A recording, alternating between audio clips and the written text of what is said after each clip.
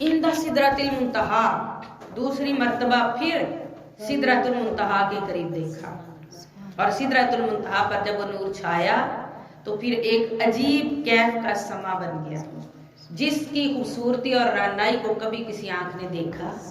ये हुजूर के तलवों की खैरात थी, हुजूर के कदमों की खैरात थी। सुभान अल्लाह। इंदहा जन्नतुल मावा, उसी के पास जन्नतुल मावा है। और जब नूरे हक की तजल्लियात सिदरतुल मुंतहा को भी ढांप रही थी। अब देखिए स्पेशल जिक्र है सिदरतुल मुंतहा पर, जब हुजूर की अनवार व तजल्लियात जाहिर हुई तो ये अनवार व तजल्लियात खुदा के नूर की तजल्लियात सिदरतुल मुंतहा को भी ढांप रही थी, जो कि उस पर साया फिगन थी।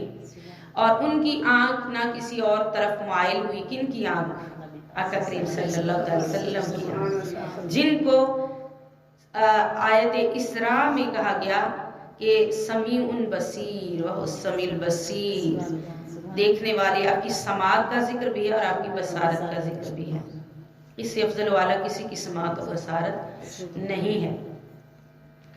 फिर उनकी आंख ना किसी और तरफ माइल हुई और न हद से बढ़ी, जिसको तकना था उसी पर जमी रही। यानी ऐसा कमाल कि वो अजायबात कायनात कुदरत की वो निशानियां जो इससे पहले किसी बशर की आंख ने, यानी दुनिया में तो नबी की शान है ना, तो एक जगह बैठा दुनिया के किसी भी कोने में उसकी नबी की कुव्वत होती है, देख सकता है।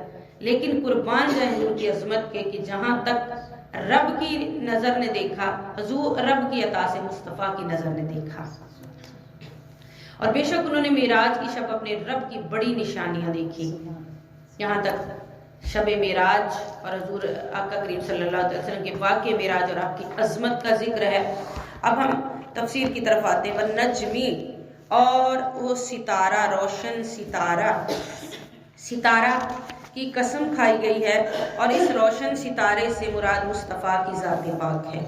इज़ा हवा, हवा के मानी में जब आते हैं तो हवा के मानी पस्ती से बुलंदी पर जाना, ज़मीन से आसमान की तरफ जाना, और फिर वहाँ से नजमी इज़ा हवा, यानी उस सितारे की कसम जो ज़मीन से बुलंद हुआ और अर्श उला की वसतों तक पहुँच गया, रफ़तों तक पहुँच गया।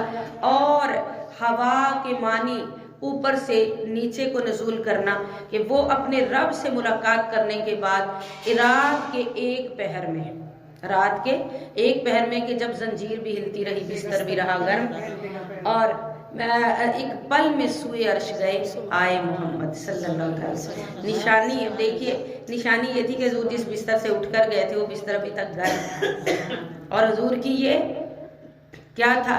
ये सैर थी, सफर नहीं था।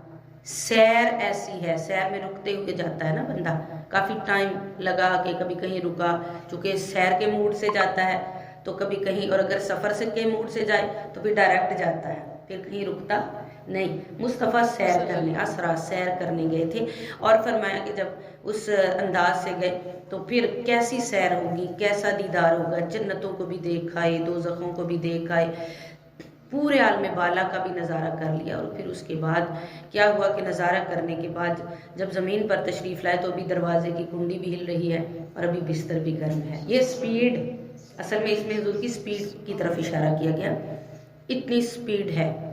तो इतनी स्पीड में वो अर्श उला से फर्श पर दोबारा अपने बिस्तर पर आ सकता है।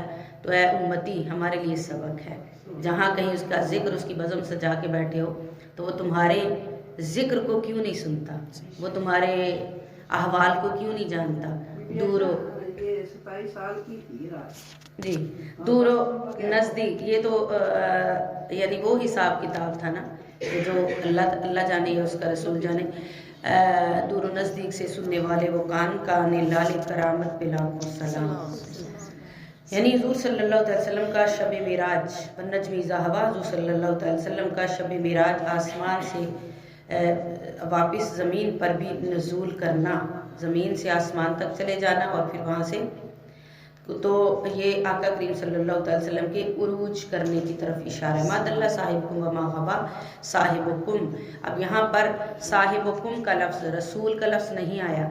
साहिबकुम का मतलब ये है कि वो रसूल जो तुम्हारे अंदर तुम्हारा साहिब है, साहिब ساتھی جو ہمہ وقت آپ کے ساتھ رہتا ہے، تو تمہارا وہ ساتھی جو تمہارے ساتھ ہے، تمہیں صحابیت، کتنا پیارا عرفان قرآن میں اس کا ترجمہ ہے کہ جو تمہیں صحبت سے نوازنے والا، صحبت سے نواز کر تمہیں صحابیت کے مقام بلند پر فائز کرنے والا، یعنی ان کی صحبت نے تمہیں صحابی بنا دیا۔ اور اس میں صحابی کی شان ہے کہ زمانے کا بڑے سے بڑا قطب ابدال ولی بھی آ جائے تو صحابہ کے قدم کی خاک کے برابر نہیں ہو سکتا۔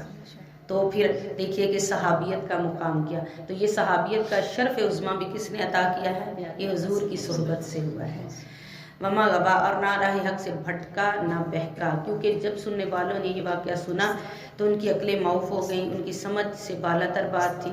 اب تک انہوں نے ایسی کوئی بات سنی نہیں تھی، اپنے نبیوں کی باتیں سنی تھی لیکن وہی جو زمین سے تعلق رکھتی تھی۔ اب اس سے بڑھ کر وہ نہیں جانتے تھے کہ ایسا رہبر و رہنما تشریف لانے والا ہے جس کی پرواز، جس کی بلندیوں کی شان و شوکت خدا کے عرش اولا تک پہنچ جائے گی، اور جس کی بلندی اور رفعت کو دیکھ کر عرشی بھی ششدر و حیران رہ جائیں گے۔ جس مقام پر جبرائیل امین بھی رک جائیں گے وہاں سے میرے مصطفیٰ کی پرواز کی حد شروع ہو جائے گی۔ سبحان اللہ، قربان جائے۔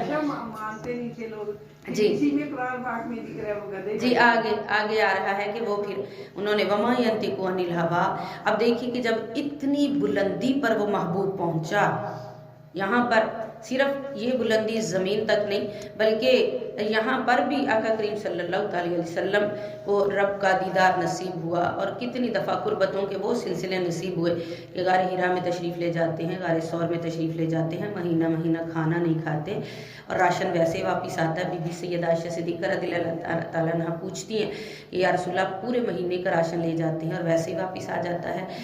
اب عام بشر ہے تو اس کے لیے کھانا پینا ضروری ہے، اس کے لیے زندگی کی اسیسری ضروری ہیں، لیکن یہ قربان یہ افضل البشر ہے، اور اس کی شان و مقام یہ ہے کہ فرماتی ہے حضور ایسے ہی کھانا واپس آ جاتا ہے۔ یہ کیا تھا؟ یہ ہمیں سمجھایا جا رہا ہے، اپنے محبوب کی شان کو سمجھو۔ تو حضور فرماتے ہیں ان ربی یطعمنی ویسقینی، میرا رب مجھے کھلاتا بھی ہے۔ اب یوں سمجھیں کہ آسمان پر جو نوری مخلوق ہے، خدا کی قربتوں میں رہنے والے، ان کی بھی خوراک ہے، وہ بھی کھا پی کر زندہ رہ رہے ہیں، لیکن آپ دیکھتے ہیں جب زمین پر آتے ہیں تو حضرت ابراہیم علیہ السلام کا کھانا وہ نہیں کھاتے۔ تو وہ آسمان کی مخلوق کی خوراک کیا ہے؟ وہ دیدار الہی ہے، وہ نور الہی ہے۔ تو قربان جائیں جب میرا محبوب صلی اللہ علیہ وسلم غار حرا میں محو عبادت ہے اور اپنے رب کی تجلیات میں ہے تو پھر وہ کیا کھاتا ہے؟ کیا حضور اپنی زبان سے کبھی مبالغہ فرما سکتے ہیں؟ اس دن تو وہ کیا کھاتا ہے، وہ کیا پیتا ہے، یہ نبی جانے خدا جانے کیا کھاتا ہے۔ جب نورانیت کے کمال تک پہنچتا ہے تو پھر رب اپنے دیدار کی خوراک عطا فرماتا ہے۔ تو یہ محبوب صلی اللہ علیہ وسلم جب اتنی زمین پر یہ حالت ہے کہ سیدہ عائشہ صدیقہ رضی اللہ تعالیٰ عنہ جاتی ہیں، فرماتی ہیں انا عائشہ، فرماتے من عائشہ، انا بنت ابی بکر، من ابی بکر، انا ابی بکر ابن ابی قحافہ، من ابی قحافہ، یعنی وہ عزیز ہستیاں تھیں کہ جن کا حضور کبھی بھی، جن کے ساتھ تعلق کبھی چھوٹا نہیں، جن سے صحبت کبھی ٹوٹی نہیں، لیکن اس کے باوجود حضور گم ہے حق کے جلووں میں۔ تو پتہ چلا کہ یہاں حالت یہ ہے، تو پھر آپ بتائیں کہ عرش اولا پر جا کے حالت کیسی ہوگی۔